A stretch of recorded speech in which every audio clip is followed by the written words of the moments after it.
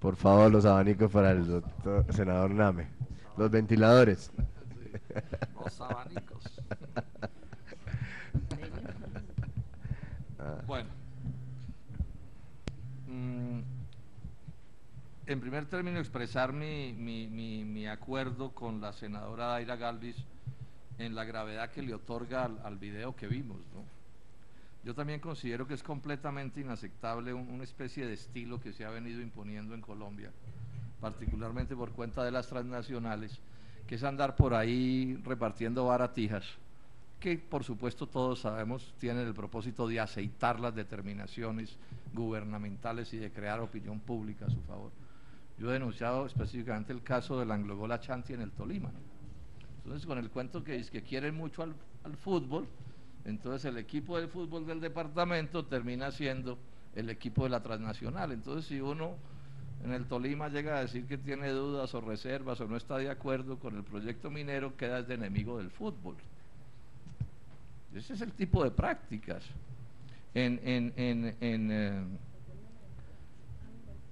el Huila, en el Quimbo, me tocó ver literalmente, aquí tengo una foto incluso en el teléfono, pero no es una buena foto, pero se ve repartiendo la transnacional en GESA espejitos contramarcados. Eso ya es casi que una cosa desafiante, ¿no? Porque es obvio que a uno eso le tienen que recordar los espejitos con los que los colonialistas españoles saquearon el oro de América, ¿no? ¿Será coincidencia o será que la cosa llega a ese nivel de provocación? Entonces yo quiero unirme a esa voz de reclamo. Ese tipo de prácticas son por completo inaceptables porque es evidente que aquí hay debates políticos y que hay puntos de vista y que meterles la mano es indeseable. ¿Qué diríamos nosotros aquí si una transnacional de estas, antes de empezar el debate, llegara y nos regalara a los senadores unos cuantos Rolex? ¿Qué diríamos? Pues bueno, proporciones guardadas, el espejito del Quimbo a un pescador que está en la pobreza más espantosa y un Rolex en esta comisión podrían ser una cosa bastante parecida. En el fondo terminan siendo la misma cosa inaceptable. Lo otro es esto, ahí se gastó un poco de millones de pesos la Pacific Rubiales pagando avisos en la prensa, refiriéndose al debate que hicimos aquí hace 8 días, y particularmente algo así como echándome la culpa mía a este senador por lo que dice ahí del asunto, ¿no? Entonces, no es que hay un problema social gravísimo y económico gravísimo en esa región, no es que hay unas comunidades exasperadas, desesperadas, diría yo, por el maltrato del que están siendo víctimas tanto las comunidades de la región como los trabajadores de Pacific Rubiales, sino que es que lo que pasa es que o el senador Robledo y los senadores de esta comisión somos bobos y alguien nos engaña y nos pone a decir cosas que no son, o somos cómplices de los engañadores, porque no dejan sino esas dos opciones estos personajes de esta empresa. Ayer tuve alguna controversia con algún directivo de esa corporación al aire en una importante emisora de la capital de la República, y lo que percibí fue eso mismo, ¿no? Es la idea de que allí no hay un problema, es decir, que el problema son los trabajadores, la gente, los sindicatos, los sindicalistas, y que todo es una cosa como arbitraria, como una especie de conspiración contra los pobrecitos de Pacific Rubiales, porque todo ahí está perfecto. ¿Sí? Como una gran concesión, senadora Daira, en ese documento dicen que de todos modos ellos tienen que reconocer que todas las acciones de los seres humanos son perfectibles. Casi ya les falta, yo creo que el 0,nada% para alcanzar la perfección, y es lo máximo que alcanzan a reconocer.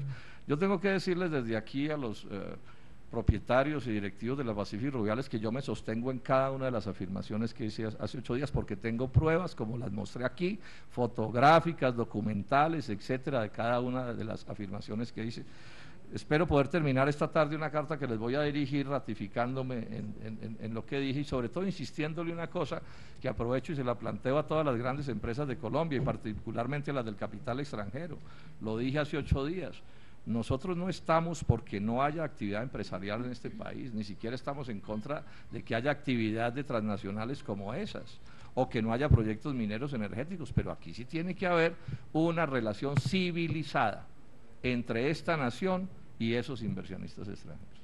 Relación civilizada que tiene que ver con que aquí hay unos problemas ambientales que deben ser atendidos, unas realidades laborales que deben ser atendidas, unas realidades de regalías que deben ser atendidas y unas realidades impositivas de tributos que también tienen que ser atendidos. Y que no se puede montar la falacia de que cuando un colombiano reclama en cualquiera de esos aspectos, entonces es una especie de indeseable, sospechoso, ¿sí?, que se define en los peores términos, porque eso no es sensato, es inaceptable. O sea, lo menos es que reconozcan que tienen un problema con sus trabajadores, que esos trabajadores están disgustados, están molestos, irritados, exasperados, y eso es lo que se expresa en esos actos. Y entonces la solución de la empresa es negar el hecho grueso y fundamental. Ver a ver a quién siniestro le echa la culpa o desinformado o ignorante, manipulado por alguien tenebroso, ¿sí? Y además pedirle al gobierno que eso sí, que traiga todo el ejército y la policía, que sea el caso, que ellos les pagan la gasolina y el transporte, ¿cierto?, con tal de que mantengan una paz militar, una mano dura en el territorio nacional para que esos negocios puedan hacerse. Yo me ratifico en que ese es un mal estilo y le hago un llamado cordial a quienes tienen que ver con estas cosas en el país. No debe ser así. No se puede satanizar y demonizar que unos trabajadores quieran construir una organización. Es que eso es inaudito, son debates como del siglo XIX. Está en la Constitución Nacional el derecho a organizarse, pero hay de que un trabajador se atreva a pensar siquiera en crear una organización. Entonces ya primero es definido como un enemigo de la empresa, como una persona que odia a la empresa, simplemente porque la organización es una manera civilizada de desarrollar relaciones obrero-patronales. Yo le hago una pregunta a todos los que están en esto: lo civilizado en las relaciones obrero-patronales no es una relación con las organizaciones de trabajadores, eso es lo civilizado. Eso es lo que sucede en Europa y en Estados Unidos y en Japón y en todas partes. Aquí eso, ¿por qué se ha vuelto un problema de ese calibre? Y aprovechar el momento, porque no voy a repetir el debate, por supuesto que no. Aprovechar el momento para señalar una cosa que me llama la atención y que me parece muy importante, y en lo que le doy todo mi respaldo a las supersociedades, ¿no? Y es que veo, según dice el periódico La República, que no es el periódico de la Unión Sindical Obrera, la USO, senadora Daire Galvis, eso está claro que La República no es ese periódico, es un periódico, llamémoslo, de tipo empresarial, pero hace un llamado que es muy importante, y es que señala que parece que está al borde de tomar las supersociedades la decisión de exigirle a Pacific Rubiales que se convierta en un grupo empresarial. ¿Cuál es la explicación? Esto vale la pena mirarlo con detenimiento, porque creo que es una cosa que es sensata.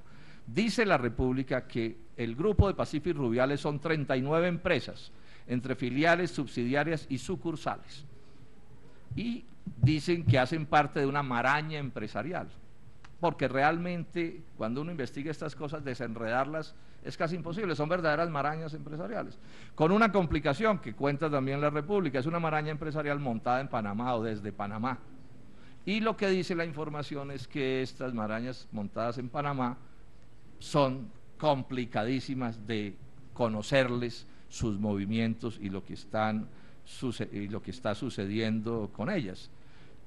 Cita La República, dice: el ex superintendente de sociedades, Francisco Reyes, sostiene que el hecho de que las casas matrices, se está hablando en general este fenómeno de casas que se establecen en Panamá, y se establecen en Panamá es porque Panamá es como es, ¿cierto? Dice el Francisco Reyes, dice que el hecho de que las casas matrices de compañías que operan en Colombia se constituyan en Panamá dificulta la identificación de los titulares del capital de las empresas. Ojo con esto es de un alcance enorme, ¿no? Dificulta la identificación de los titulares del capital de las empresas, o sea, dificulta saber quién pone la plata, nada menos, en Colombia, ¿sí?, y en Panamá y en el mundo de hoy, ya que el país vecino mantiene un sistema de acciones al portador que en algunos casos facilita la evasión de la normatividad colombiana, pues cuando las operaciones yacen en paraísos fiscales o en sitios en donde no hay claridad de la titularidad de las empresas, el riesgo de que haya fraude fiscal es más alto. O sea, el riesgo menor es el del fraude fiscal, imaginémonos cuál puede ser el mayor. Entonces yo quiero expresar mi idea de que esto ojalá se haga y sea sensato, es decir, que a esa empresa como a otras les exijan constituirse en grupo empresarial con las, implicaciones legales que esos tienen en lo que tiene que ver con que el Estado colombiano pueda revisarlos con todo detenimiento, como revisan a un señor que tiene una fábrica de zapatos por ahí o una panadería y que le toca jugar con las cartas encima de la mesa en todas sus decisiones. Y reitero, señor presidente, que esta tarde espero tener terminada una carta que le voy a dirigir a Pacífico Rubiales, insistiendo en mis puntos de vista, pero insistiendo sobre todo en una cosa: civilizar las relaciones obrero-patronales exige no tratar a los trabajadores ni como locos ni como delincuentes, que es un poco como los quieren poner. Y eso, por supuesto, no es sensato. Y resolver este problema montando un batallón en las instalaciones de Pacífico Rurales me parece una monstruosidad. Y después se quejan que porque en el exterior Colombia no tiene una buena fama o tiene muy mala fama en lo que tiene que ver con la actitud del Estado frente a los reclamos de los trabajadores. Reclaman 12.000 trabajadores del campo Rubiales y la solución del presidente Santos es ponerle un batallón casi que a las órdenes o por lo menos muy dependiente de la compañía. Pues es un mensaje ante el mundo que cómo quieren que se interprete, senadores, como un país democrático, garantista, cumplidor de los derechos laborales, o como un país que actúa en contravía de esas circunstancias. Muchas gracias, señor presidente.